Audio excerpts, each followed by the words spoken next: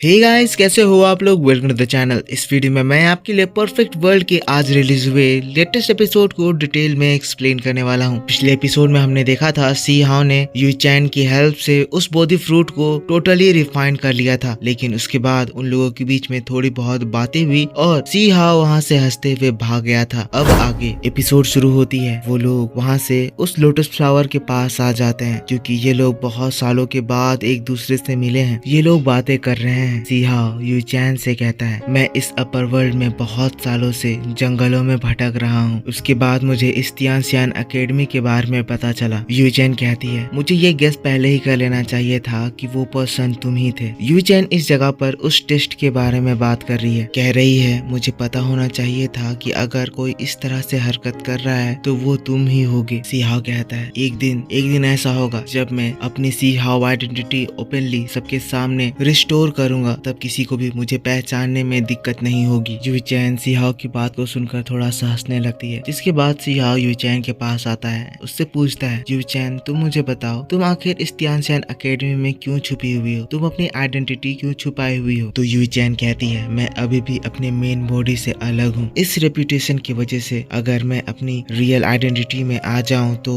यहाँ पर काफी ज्यादा मर्डर्स हो सकते हैं। सी हाउ कहता है, लगता है इस जगह पे हम दोनों का सेम ही तरह का प्रॉब्लम है। यू चैन, लगता है ये हम लोगों का किस्मत है। किस्मत ही तो था जिसकी वजह से मैं उतनी दूर से ये तियानसियान एकेडमी में आ पहुंचा। यू चैन तब फिर थोड़ा सा गुस्साते हुए सी हाउ से कहती है, सी हाउ तुम्हें पता है जब तुम सीरियस रहते हो तो तुम ज्यादा हीरोइक लगते हो। सी हाउ कहता है, मैं अपने हर कंडीशन में हीरो हूँ। यू चैन उसकी बातों को सुनकर शांत हो जाती है, जिसके बाद कहती है, हम लोग इस दुनिया के अंत में खड़े हुए हैं, अनजान कि हमारा फ्यूचर क्या होगा। अपनी आइडेंटिटी को छुपाए लोगों से छुपे हुए, पता नहीं हम लोग अपने रियल सेल्फ में कब यहाँ से बाहर निकलेंगे। सी हाउ तब उसके पास आ जाता है, कहता है, यू चैन तुम चिंता मत करो, मैं यहाँ पर हूँ ना। मेरे होते हुए यहाँ तुम्हें कोई भी प्रॉब्लम नहीं होगा। यू चैन को सी हाउ की बात को सुनकर थोड़ा सा अच्छा महसूस होता है, लेकिन फिर वो सी हाउ से कहती है, सी हाउ तुम ज्यादा एरोगेंट मत, तुम्हारे ये घमंड तुम्हारे लिए प्रॉब्लम भी क्रिएट कर सकता है। तो फिर सी हाउ कहता है, यू चैन तुम कैसा कह रही हो? तुम्हें तो पता ही है ना, मेरे पास तो हमेशा ही प्रॉब्लम आते ही रहते हैं, पर मेरे मुंह पे डायरेक्ट ऐसी बात कहना कितना ज्यादा रूड लगता है। जो भी प्रॉब्लम्स आएंगे मैं उसे झेल लूंगा ना। तो फिर यू चैन कहती है, लगता है जैसे कभी कभी मैं तुम्हें बिल्कुल जानती ही नहीं हूँ। मुझे नहीं पता तुम कौन सी बात सच कह रहे हो, कौन सी बात तुम झूठ कह रहे हो। तो फिर सी हाउ कहता है, तुम इतना ज्यादा ओवर थिंक क्यों कर रही हो? तुम्हें ज्यादा चीजें सोचने की जरूरत नहीं है, तुम्हें सब चीज को परफेक्ट बनाने की जरूरत नहीं है। सबको क्लियर देखने की कोशिश मत करो, थोड़ा आराम करो वरना तुम्हारा दिमाग थक जाएगा। जिसके बाद यू चैन कहती है, मैंने सुना है कि तुम सेलेस्टियल क्लैन के द्वारा पकड़े गए थे, अब उन्हें तुम्हारी रियल आइडेंटिटी पता चल गई है, तो वो लोग ये सीक्रेट को ज्यादा देर तक छुपा कर नहीं रखने वाले हैं, और अगर उन्होंने ये सीक्रेट रिवील कर दिया तो तुम्हारे ऊपर बहुत ज्यादा प्रॉब्लम्स आ सकती हैं। तो फिर सी हाउ कहता है, कोई बात नहीं, पता चल जाने दो, तब तक मैं अपने आप को इतना ज्यादा काबिल बना दूंगा कि सीक्रेट जान जाने के बाद भी वो लोग मुझसे टकराने की हिम्मत नहीं करेंगे। वैसे भी मेरा मेन एम यहाँ का एम्परर बनना है, इन छोटी मोटी बातों से मुझे कोई फर्क नहीं पड़ना चाहिए। यू चैन कहती है, सी हाउ तुम कुछ ज्यादा ही नहीं बोलते हो? यहाँ पर दोस्तों इतनी सारी बातें हो रही हैं, पर इन सारी बातों को भी जानना आपके लिए बहुत ज्यादा जरूरी है। यू चैन कहती है, सी हाउ तुम्हें पता नहीं है कि ये वर्ल्ड कितना ज्यादा बड़ा है, यहाँ पर इमोर्टल्स भी जिंदा दफन कर दिए जाते हैं। इमोर्टल की बात को सुनकर सी हाउ को कुछ याद आता है, सोचने लगता है। यू चैन से पूछने की कोशिश करता है, पर यू चैन उससे पहले ही कह देती है, देखो तुम जो पूछने वाले हो मुझे वो नहीं पता है। जिसके बाद सी हाउ कहता है, लगता है तुम बहुत ज्यादा सीरियस हो, लेकिन अब तुम मुझे ये बताओ कि तियानसियान एकेडमी में जो कंपटीशन होने वाला है 3000 प्रोविंसेस वाला, तुम्हारा उसको लेकर क्या प्लान है? तो यू चैन आगे बढ़ती है, कहती है, मुझे मून से लिपटी उस ग्रीन फ्लेम की तलाश है। इसकी बात को सुनकर सी हाउ को तुरंत ही वो ग्रेव याद आ जाता है जहाँ पर उसने वो दो तरह के फ्लेम्स देखे थे। यू चैन कहती है, उन फ्लेम्स की मदद से वो लोग अपनी बॉडी को और ज्यादा मजबूत करेंगे, जिसकी हेल्प से वो लोग ये 3000 प्रोविंसेस का कंपटीशन में अच्छा परफॉर्म करेंगे। सी हाउ कहता है, मुझे एक ब्लू फ्लेम के बारे में पता है। सी हाउ की बात को सुनकर यू चैन खुश हो जाती है, कहती है, सच में वो ब्लू फ्लेम इमोर्टल एरा का है, जो कि इमोर्टल क्वीन यी यान का फ्लेम है। क्या तुम मुझे उसका लोकेशन बता सकते हो? सी हाउ तुरंत ही कहता है, नहीं। तभी दोस्तों हमें कुछ लोगों की आवाज सुनाई देती है, जो कि यू चैन से कह रही होती है, सिस्टर ये आपका प्राइवेट रेस्ट करने का टाइम है। हमें यहाँ पर एक और आवाजें सुनाई दे रही हैं, क्या आपको कोई प्रॉब्लम है? ये लोग इस जगह को चेक करने के लिए आ रहे गई थी। सी हाओ ये बात जानकर तुरंत ही वहाँ से निकलने लगता है, पर जाने से पहले वो यूई चैन के बहुत ज्यादा करीब उसके कानों के पास जाकर कहता है, चिंता मत करो, मैं कुछ दिनों बाद खुद ही तुम्हें वहाँ पर ले जाऊंगा। ये कहकर सी हाओ वहाँ से उड़ जाता है। वो दो लड़कियाँ यूई चैन के पास आ जाती हैं, पूछती हैं, सिस्टर क्या आपको कोई प्रॉब्लम है? यूई चैन कहती है नहीं। सीन यहाँ से शिफ्ट हो जाता है। सी हाओ वापस से अपने मास्टर के क्लैन में आ जाता है, ये खंडहर जहाँ पे उनका